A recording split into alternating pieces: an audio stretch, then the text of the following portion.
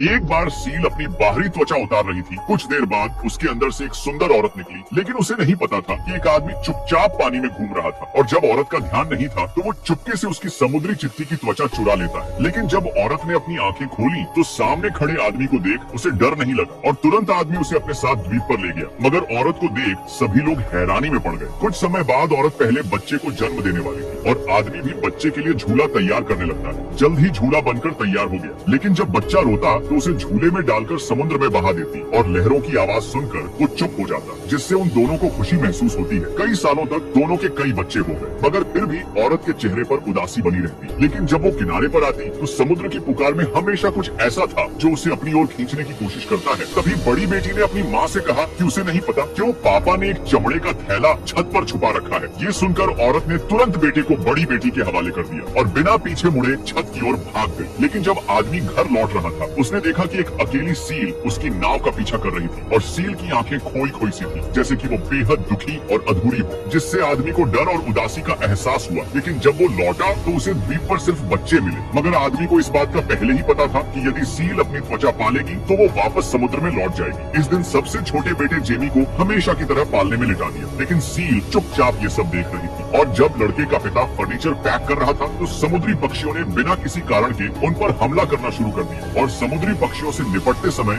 Jamie को समुद्र किनारे भूल गए। लेकिन सील ने अवसर का लाभ उठाकर पालने को समुद्र में धकेल दिया। मगर जब उन्हें इसका एहसास हुआ तब तक बहुत देर हो चुकी थी। लेकिन वो दोनों तुरंत नाव पर सवार होकर उसका पीछा करने लगे। अचानक मौसम बिगड़ गया और बरसात आना शुरू हो गई, लेकिन उसे तेज तूफान बहा कर ले गया। मगर आदमी ने उसे खोजने की काफी कोशिश की, लेकिन फिर भी पिता ने अपने सबसे छोटे बेटे को खो दिया। लड़की ने अपने श्रापित कंगनों को काटने की कोशिश की, लेकिन लड़की को इनके बारे में कुछ भी नहीं पता था कि जब लड़की का प्रेमी सही उत्तर देगा तभी कंगन टूटेंगे। फिर लड़के ने सही उत्तर का जवाब दिया, जिससे तुरंत एक कंगन टूट गया। लेकिन लड़के को भी नहीं पता था कि मेरे सही उत्तर देने पर कंगन टूट रहे हैं। परंतु इससे राजा की नफरत और ज्यादा बढ़ गई। लेकिन इस बार गलत जवाब देने पर उसे बंदी बना लिया और फिर उसके चाकू घुसा कर जुल्म करने लगे। अचानक लड़के को दूसरे उत्तर के बारे में याद आया और उत्तर बताते ही दूसरा कंगन में हलचल होकर वो भी टूट जाता है। अब सिर्फ एक ही कंगन बचा हुआ था, जिसके बाद राजा ने सेनापति से तीसरा उत्तर पूछने के लिए कहा। परंतु लड़के के चुप रहने से राजा को गुस्सा आया और फिर तलवार को निकालकर लड़के की तरफ फेंक दिया। कुछ देर बाद लड़की वहां पर पहुंच गई और फिर लड़के को वहां से बचाकर अपने घर ले आई। फिर लड़की को बताया कि वो तुम्हारे पिता थे जिसने तुम्हें तोहफा कहकर पहनाए थे और कंगन पहनते ही श्राप शुरू हो गया। यहाँ तक कि तुम्हारी आंखें भी धुंधली चीजों को देखने लगी। ये सुनकर लड़की को गुस्सा आया और लड़के को धक्का मारकर दूर गिरा दिया। अगले दिन लड़का वहां से भागकर जाने लगा, परंतु लड़की उसे जाने से रोक लेती है और तीसरे उत्तर के बारे में पूछा, लेकिन लड़के ने उत्तर बताने से इनकार कर दिया।